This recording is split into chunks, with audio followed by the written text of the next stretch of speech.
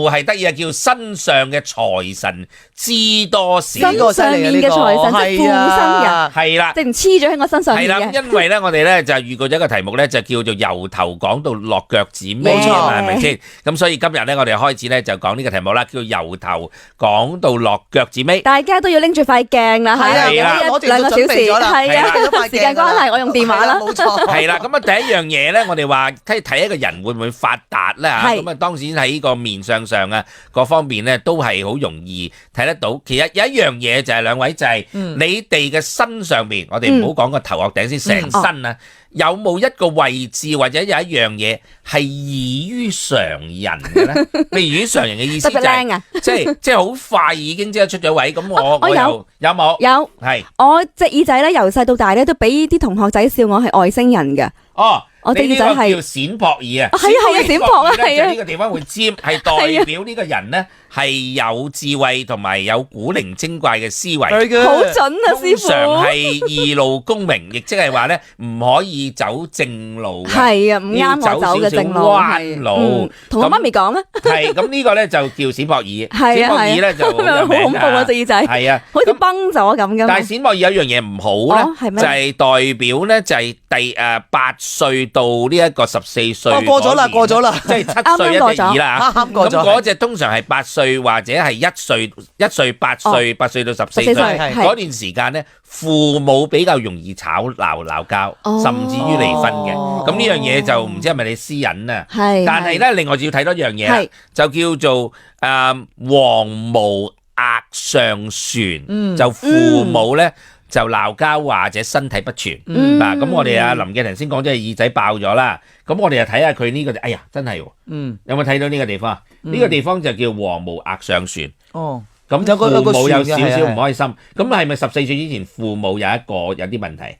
係啊係啊，我爸爸唔喺度啊，直情唔喺度。係啊係啊。哇，咁呢個就好咯，喂，父母早不全，係咯，應喎。如果譬如話小朋友係啊11歲。係啊，如果小朋友有個咁嘅船嘅話，剃咗得唔得？咧會唔會有啲幫助咧？剃光、剃高佢。嗱呢邊就係，呢兩邊額頭嘅，即係兩邊額頭呢個雲精以上呢個地方咧，呢個地方咧，即係額頭咧，叫黃毛額上旋咧，即係話有一紮嘅毛毛喺度打滾咧，係代表14歲前。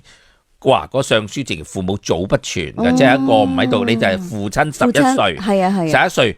咁啊，其實當時咧就我記得你同我講過咧，就話你嗰個山根嘅地方好矮㗎，咁啊前翻高啊。但係如果當時矮嘅説話咧，其實就媽媽喺度先，佢收尾呢度高翻咧，就變咗就即係衝咗父親咁樣嘅。咁所以當時呢一個黃毛額上旋，父母早不全，咁咧就呢個都好準嘅。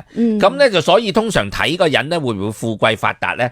通常都係睇即係呢一個位嘅下邊呢個就雲精嘅位置，呢個位置咧就代表通常都係代表咧個人咧本身發唔發達啊咁樣。咁但係咧就呢個位置，因為咧就再上啲就係你嗰個黃毛額上旋咧，呢個位置其實亦係影響咗你咧嘅旅遊運嘅。我哋上次同大家講過咧，就話你想去旅遊咧，想去旅遊咧就要整張wallpaper 咯，wallpaper 啦，係世界地圖嗰啲嘢啦。咁其實你去唔到旅行，一直係睇嗰個位嘅，嗰個位越高咧越去得到嘅。咁所以林記其實得一面高，呢邊唔高，即係呢紮頭髮淨係干擾咗佢旅遊啊。咁變咗阿林記，如果要去多啲旅遊運嘅説話咧，略為蝕底咗少少。你通常會即係有啲阻滯，有阻滯嘅。係啊。咁啊，當然黃毛額上旋能唔能夠剃咧？通常31歲之後可以剃。咁你而家未到31，未到啊，係咯，未到31歲咧就唔需要剃。點解唔可以之前？因為31歲係上微運。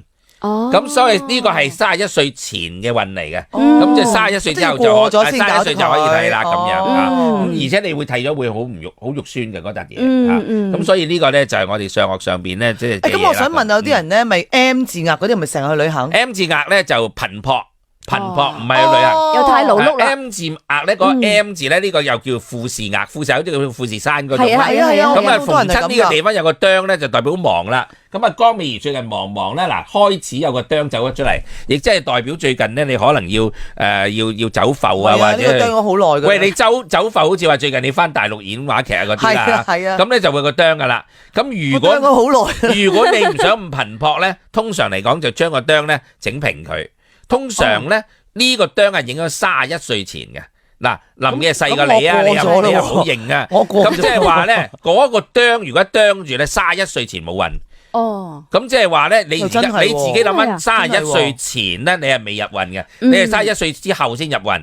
咁所以造成咗咧，即係呢個啄咧，一般嚟講，咁我咪剃咗佢咪冇忙啊？其實係嘅，但係冇忙咪冇錢咯。但係你有冇留意一樣嘢？就係有一排咧，我哋睇無線電視一個節目，我哋唔講邊個啦，即係某一位嘅藝人啦，都出名噶啦。咁咧就佢直情畫到呢度係尖。一畫到呢個尖嘅時候咧，你會發現得到咧，佢忙到咧又拍電影啦，又拍電視啦，又冇得瞓啦，咁啊日日都督住去做嘢啦。咁但係問題忙係咪有錢先嗱？呢個好緊要嗱，忙同揾到錢係兩件事嚟㗎喎。係呢個叫金雞啄明堂，就走來走去兩忙，揾到得錢，啲錢都唔知揈晒邊。即係呢度嚟就呢度去嘅。咁所以可以預卜得到咧，即係如果你畫到呢個地方尖尖地咧，其實嗰段時間揾到錢，不過啲錢都唔知去晒邊。